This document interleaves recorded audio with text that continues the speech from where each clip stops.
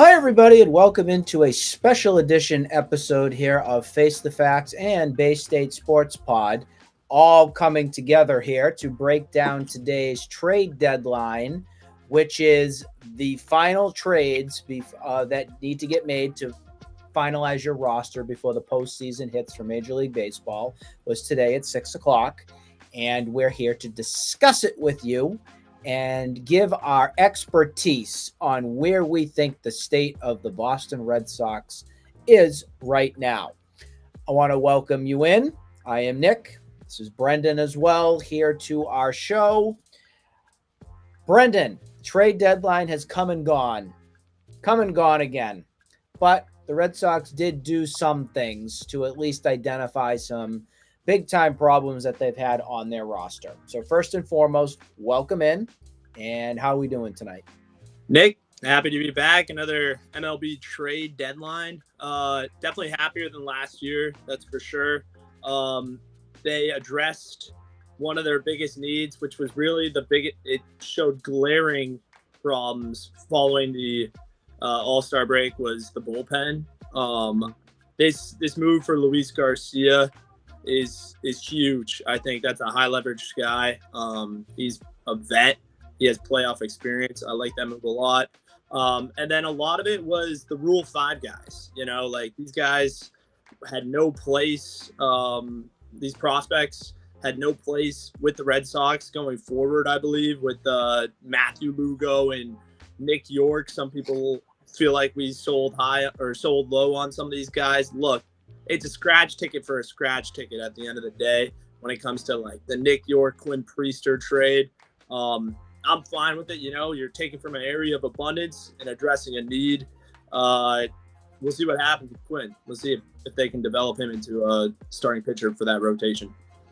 I want to break this down a little bit for all of us too, because I'm sure some people out there are probably saying, what gibberish did you just spew out of your mouth with some of these guys and everything that came down? So we'll go layman's terms for all of us here. I'm going to start from the top, and I want to go with probably at least the biggest name that came to the Red Sox, or at least back to the Red Sox within the past couple days, and that is James Paxton. So James Paxton was DFA'd, which means he was pretty much released from the Dodgers, which was, Brendan, in a way, that was a surprise because he was their most durable pitcher that they've had this season, and that's interesting for the Dodgers to do something like that because, they're the cream of the crop. That's your model franchise right now and how you want to build a team from top to bottom and everything. And they released him, and the Red Sox were able to put together a deal to get Paxton back here to Boston. Does this by any means make me feel better about this rotation? No. Let's be honest here. We had Paxton for a couple years. He was injury prone, but at least he gives you some sort of a veteran type that you know what you're going to get when he goes out there. He's pitching tonight. He's down 1-0 already here in the Mariners game. I do like the fact that this is a lefty, something that the Red Sox lacked quite a bit in their rotation and everything, and I was fine with taking a gamble on that. So that was number one, Paxton. The bigger surprise came a couple days ago as well when the Red Sox put together a deal with the Toronto Blue Jays with catcher Danny Jansen. This was a stunner for me because the Red Sox already had Reese McGuire, who was their backup catcher per se, and he was not having a very good season. The Red Sox put together, I think it was 3 or 4 different prospects. They got traded to the division, well, not really rival, but in their division. It's kind of rare to see divisional trades and everything that go down. And it was a right-handed bat that Craig Breslow wanted to put here for the Red Sox. Is this an upgrade over McGuire? Yes. Is this a difference maker? Heck no, it's not. Is he a better catcher than McGuire? I mean, apples to oranges maybe a little bit, but this doesn't excite me enough to say, wow, we gave up this much to get Danny Jansen. And by no means am I saying these prospects were going to come up in the league and be anything that the Red Sox parted with from the Blue Jays. You don't know. What I do know, Brendan, is there was a lot more to the story that happened in Colorado this past week with McGuire. I don't know how much I heard you about. heard. I don't know how much has actually been told by our lovely media. And you know how I am. I can't stand the fake news and all these media people who don't give you the exact information. So there was an altercation in Colorado that involved Reese McGuire from his past history. I'm not getting nasty here on this podcast and this show, but if you want to Google up whatever the heck was going on with Reese McGuire, go right ahead. But we're not going to discuss the past here. What I am going to discuss is there was more to the story that went down with the altercation in Colorado than is being told to all of us here. And that right there, Brendan, tells me all I need to know on why Reese McGuire is out of here. I think the Red Sox have had enough. He came with baggage before with the White Sox, and I think this pretty much told Breslow and management enough is enough. This is a bad look for our team. Get rid of him. And I think that in a way was what happened here. Truth be told. Yeah, I mean, he brought too much negativity for what he brings to the team positively. Baggage. Like he has a lot behind him, and things like it escalated in Colorado more than just what you saw on TV, and that I understand why they would turn away from. An interesting fact that I found out today, actually, in the game that got suspended that I was at, that rained out, Danny Jansen was at the plate for Toronto in a 2-1 count. So when they resume play, I only imagine he will be at bat, and then he'll be, after that at bat, he'll be back on the Red Sox. I don't know how that works, but I found that out today. That is interesting, but I do think they have to use a pinch hitter in that role because he's no longer part of the team. Is it with the same? Again? Is it with the same count, the same 2-1 count? Yep, it's the same 2-1 count, but you have to. It's like getting hurt in an at bat. So you make a swing or you foul off a ball and you can't continue. So it will be another person that will be in that spot for him. That is kind of interesting. You don't see that often from everything. I'll be at that game. I have the tickets for it. I like the move. Again, and you hear how I'm saying it. It's like, whatever. Yeah. The next domino that fell, which was yesterday, I want to make sure we, identify all these moves here. The next domino that fell was kind of a head scratcher in a way, but again, it's like flipping a quarter or flipping a coin.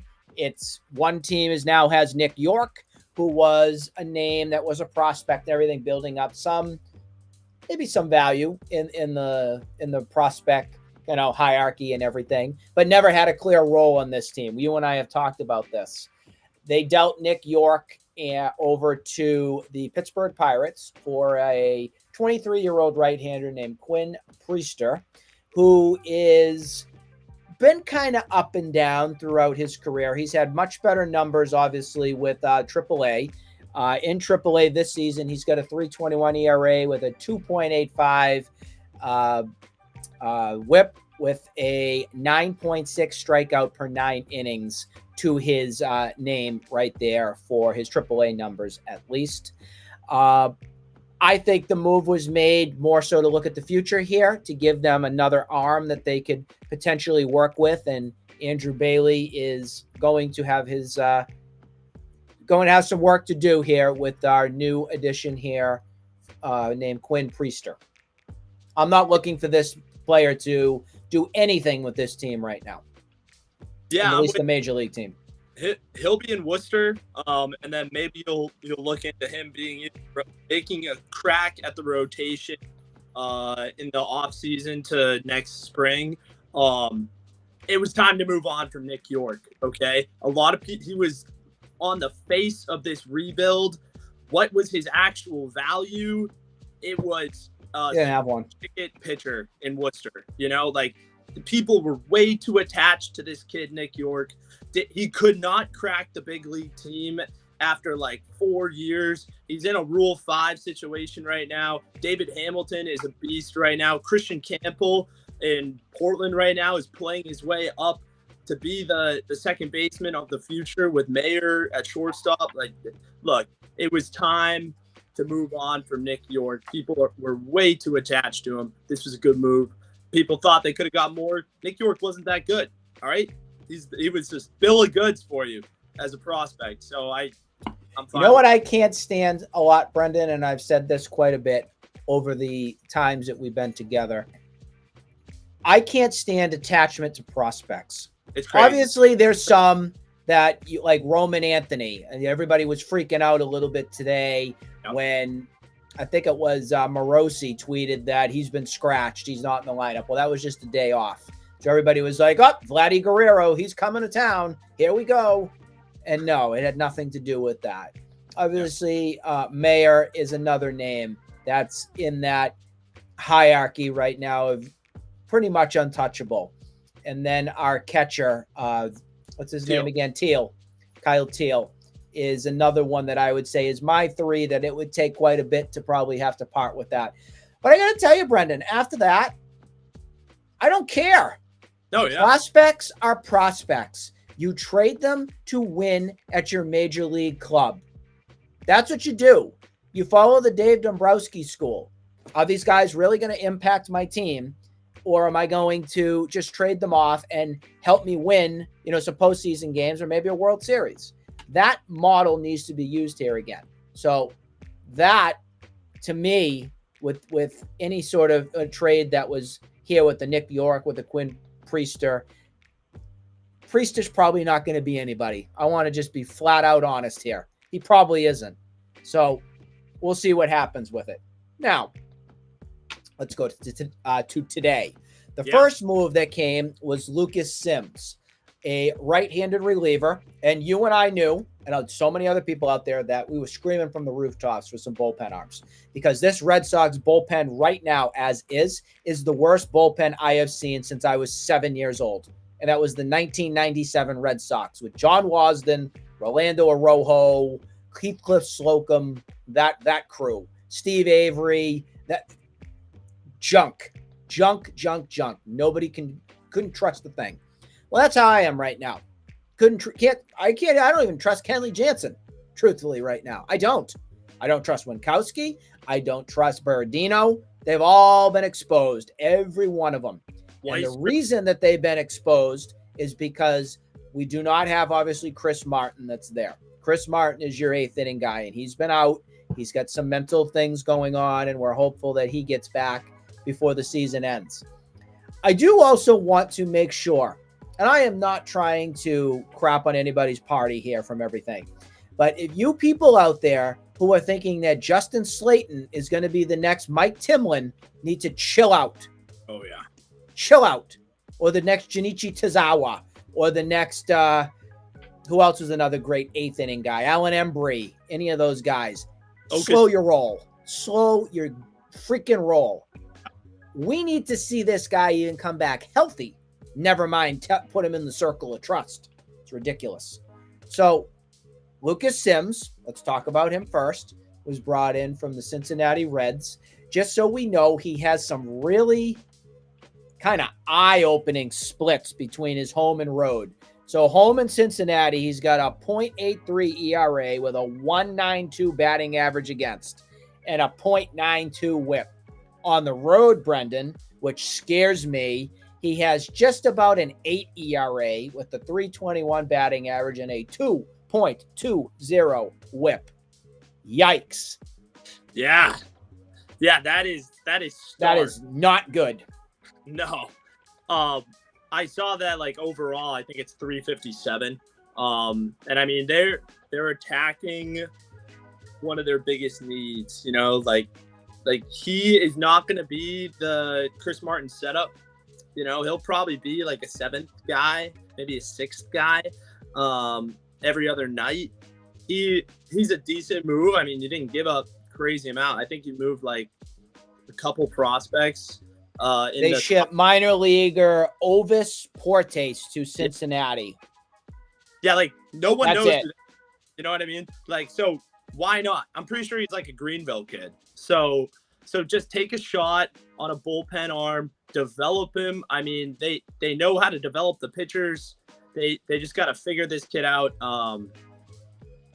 I don't hate it. I don't hate it. I just think you got to. Yeah, I don't hate this either. And the other thing about him, I want to make sure people know, is he's 30 years old. This season, with his combined between his road and home splits, he's got a 3.57 ERA with a 1.41 WHIP in 43 appearances. So that's 35 innings overall so far this season. The biggest thing with him is he induces a lot of weak contact. So that really helps, specifically if you can just get the job done. Doesn't have to be, the 96 mile an hour blazing fastball to get people out. If this guy can pitch to contact and get people out in whatever way they can, that's huge. The double play ball, and trust the great to see. Like the defense has improved from last year. I mean, that bullpen this year had a 5.50 something ERA. Like, it was bad. And it would blow a lot of games. You know what I mean? Yep. A couple of heroic performances when everyone was healthy, but they need to attack the bullpen, and this is a good start. Lucas Sims. To keep it with the L's for the name, this one isn't Lucas Garcia. This is Luis Garcia, a veteran of over 10 plus years here in the league. He is a right-handed pitcher. He came from the Angels. This was the buzzer beater move that the Red Sox made. I know Brendan and I and Pat were going back and forth. Oh, they're making one more move. And I'm like, no, don't even believe it. This guy comes with a track record, a pretty much proven track record, and he has postseason experience, which is good. This season, he's playing for the LA Angels for his second tour. He's got a 3.71 ERA with a 1.17 WHIP. He's got 40 strikeouts, 14 walks, and 45 appearances. And he's thrown 43 innings this season. He's a big-time depth piece here. He debuted with the Phillies way back in 2013, and he's been around the block with, he's been with the Rangers, the Cardinals, the Padres, and again, this is his second time that he was with the Angels this season. The Red Sox parted with a series of prospects for their, this may be the biggest steep price that they paid from this. Nobody that's super notable, truthfully. He's a lot more lower single A kind of guys, but Ryan Zafarjan, never really heard of him from before. Matthew Lugo, Jefferson Vargas, and Nico Cavadas. That is the names that went to the Angels. 4 guys to get this guy, which is kind of the cost of doing business right now in Major League Baseball. So that is what we have to report for the deals that were done here with the deadline. Now it comes for our deep dive analysis here, where we get to grade Craig Breslow and the Red Sox and where we felt the Red Sox or how they did for this deadline. So Brendan, A, B, C, D, F, where do they do? How did they do? Give us the nitty gritty. I got to give the Red Sox a B. For this trade deadline. A lot of people might say that, the prospect, there's got to be a new name for the bloomers or whatever, but the prospect kids that are obsessed with the upside, they'll be very upset because you gave up, I think 5 guys in the top 30. But there's 9 positions. They keep forgetting this. And I think you had to move on from a lot of these guys. I kept talking about the flood up the middle. Lugo and York are 2 Rule 5 shortstop, second baseman. We already have our guys in Portland, and then on the big league team right now, there is no room for them for these 2 kids that got traded. I like the Quinn Priester move. I think he's the youngest pitcher they have in their system right now at 23. There's a lot of time to develop him with Richard Fitz down there. But I think the Luis Garcia move is a game changer. I think that solidifies that bullpen. He's 5-1 on the year. That moves the needle for me. I can't give them an A. Because there were right-handed bats that were available in Oakland, in Toronto, that were not acquired. But look, I knew they were going to be steep prices, but prices that could have got it. Brent Rooker would have taken, I think I saw it was Christian Campbell and then William Abreu. And that would have been A+. you've done it, you know. Three-run home run for Rafi Devers. For those that are watching the game, it's now 3-1. Red Sox against the Mariners. It's the first time we've actually been able to interrupt anybody and just, hey, here's the score. Kind of cool. But yeah, I give them a B. I give them a B. They addressed the bullpen. The bullpen was a glaring need, especially going, I think we said 3-7 coming out of the All-Star break. A lot of that was the bullpen. The bullpen was falling off a cliff. Atrocious. Yeah. And they have upgraded. They've upgraded in a big way with guys with experience. So I like it. I like it. Could be better, but it was good. It was good. It's a good. Yep, I'm in the B range too. I just go a tad under it. I go B-. Okay. I think they didn't make the sexy move. They made moves that were more household, kind of taking care of chores kind of thing. They knew they needed to improve some way, somehow. They figured it out. I give them credit here. And we didn't get bloomed again. We did not get bloomed. Craig Breslow actually did some work here to improve this team. Can't say that for the past, 3 seasons or so? 2 seasons or whatever it was. 2022 and 2023 trade deadline were disgusting. So 2021, of course, the Red Sox are going to the playoffs and everything, and they improved a little bit there. My biggest thing too here is, yes, you improved the bullpen here, but I'm kind of, with the price that was out there on some of these names and everything, I'm kind of stunned that the Red Sox didn't entertain names like, I even told you guys in the group chat last night, I go, Nick Pivetta is a name. And this guy doesn't have a contract next season. You could have sold real high on this. Nick Pivetta is like Jekyll and Hyde. Some nights he's great. Some nights he absolutely stinks. Yeah. Maybe there was a desperate team out there that needed something there. I would have absolutely entertained that. I would have absolutely entertained Kenley Jansen. I would have. You got Liam Hendricks that is going to be here very shortly. That's another name that's going to get out of this bullpen if he comes back from that Tommy John surgery and everything healthy. I'm not saying that Kenley isn't fine to have in this team, but he also is getting exposed. And I think that once this tour is done here for Boston, I think it's time to part ways in a way and say goodbye from it.